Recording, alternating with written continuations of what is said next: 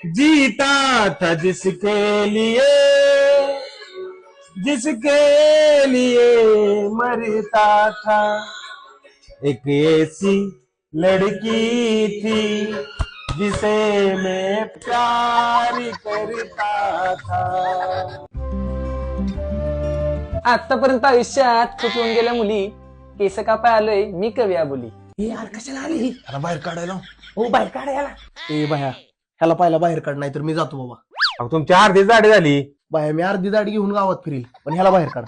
हो कवी, आता नंबर आहेत, तुम्ही नंतर या. तुम्ही मला म्हणताय आता आहेत नंबर, पण जरा स्वतःकडे लक्ष द्या, किती वाढली तुमची कंबर. कविया बोलीच्या केसांची पडते छान आकडी, आणि मला बघून ह्या येड भोकाच्यांनी तोंडे केलेत वाकडी. ओ कवी, तोंड बंद ठेवा, माझी दाढी होऊ द्या. तुम्ही मला म्हणताय तोंड बंद ठेवा, होऊ द्या माझी दाढी. कविता करण्यात गेली कविया बोलीची अख्खी पिढी.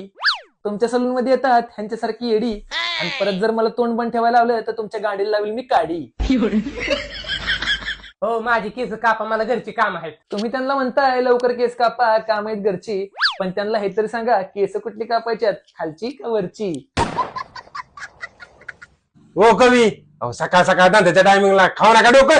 तुम्ही मला म्हणताय खाऊ नका मला डोकं, पण बघू द्या बरं मला माझ्या कवितेने तुम्हाला पडलीत का भोक. केस कापायला आलो होतो मी महाराष्ट्रातला सुप्रसिद्ध कवी. केस कापणार तर हा येडे भोकाचा, पण केस कापायला आल्यात सगळी येडच झाली. कशाला आलं?